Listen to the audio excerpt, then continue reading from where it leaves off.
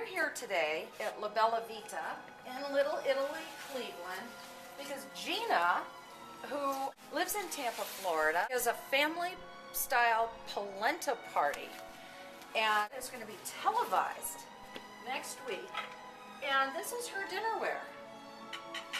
She has Jalisca in the white and in the blue, and she wants to turn this into a very warm table setting for a very low amount of money, as we all do. What I suggest to her is to take a very inexpensive linen with deep, rich colors, especially incorporating the deep russet tones that you see on the border of this cloth. Let's turn this into an Italian-style table. The first thing that we want to do is get some sort of centerpiece, just to anchor our color. I want that russet tone. I'm putting from Vietri, from Italy, made in Tuscany, an urn, and it picks up on that russet flavor that you can see. And what I filled it with was fruit. We'll get back to this in a moment. So one of the things that I like to do is to raise serving pieces.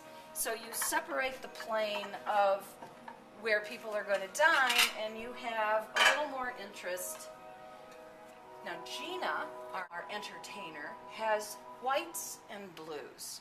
The whites contrast to all of this. So what we decided to do was to bring in, again, these deeper olive tones and the russet tones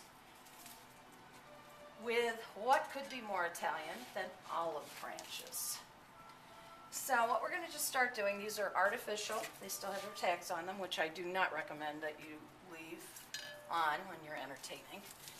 But I want you to see how we just flank around the edges. Now you can actually cut these, because these are inventory for the store, I'm not cutting them, but it's just wire. You can simply take a wire cutter, cut them, and then you can fix them with like a little putty on the edges of them, just so you frame the pieces and you soften all of this white color and you start introducing these really nice rich tones. But we're going to bring in nature. We have the olives. I would recommend oranges. I happen to have tomatoes here. I think pears would be wonderful. All different types of pears. All different colors of pears would be excellent. But this is what I happen to have. This is artificial. This, just for sake of demonstration, this is what we're going to do. So notice how you start putting the pears around the base and just put them everywhere. And it starts, now you start having these wonderful rich tones around the white. Now, this is a napkin from Vietri, which I think really pulls it all together, and I would put it right in the middle of the plate. And what we did was take the olive branch, which is on a wire again, and we used it as our napkin ring. Now another wonderful piece from Vietri. These just came out. These are oil and vinegar bottles. And let me just move this over a little bit. This is just another great accent. If you don't want to use them as oil and vinegar, add even more color and warmth, use them as candle holders.